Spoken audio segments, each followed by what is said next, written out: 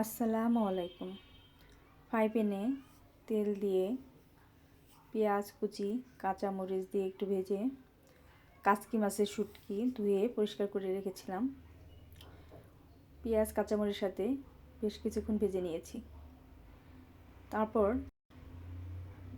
একটু পানি দিয়ে নিয়েছি যেন মশলা দিলে পুড়ে না যায়।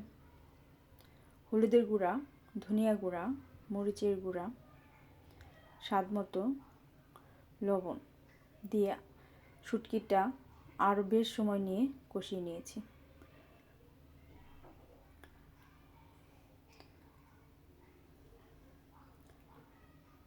কষানো হয়ে আসলে শুকিয়ে আসলে পানিটা আবারও একটু পানি দিয়ে নিয়েছি, দিয়ে ঢাকনা দিয়ে কাচকি শুটকিটা বেশ সময় নিয়ে কষিয়ে নিতে হবে। আবারও ঢাকনা খুলে কষানো হয়ে আসলে কেটে রাখা সবজি, আমাদের দেশের দেশি মূলা ছোট ছোট আর কুচি করা আলু মিক্সড করে দিয়ে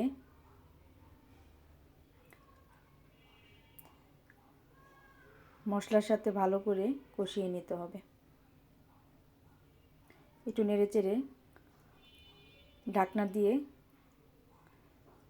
আবারও কিছুক্ষণ ঢেকে দেব।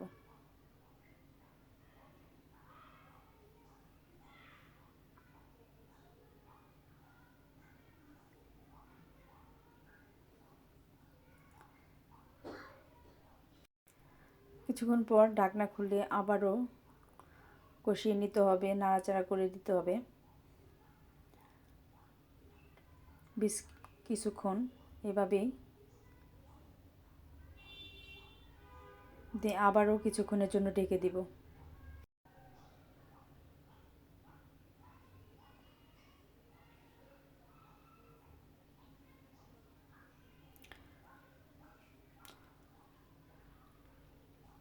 আবারও ঢাকনা খুলে ভালো করে শুটকির সাথে সবজিগুলো বেশ কিছুক্ষণ আরও কষিয়ে নিব। কষানো হয়ে গেলে পরিমাণ মতো পানি দিয়ে দিব ঝোলের জন্য, দিয়ে আবারও কিছুক্ষণ ঢেকে দেব।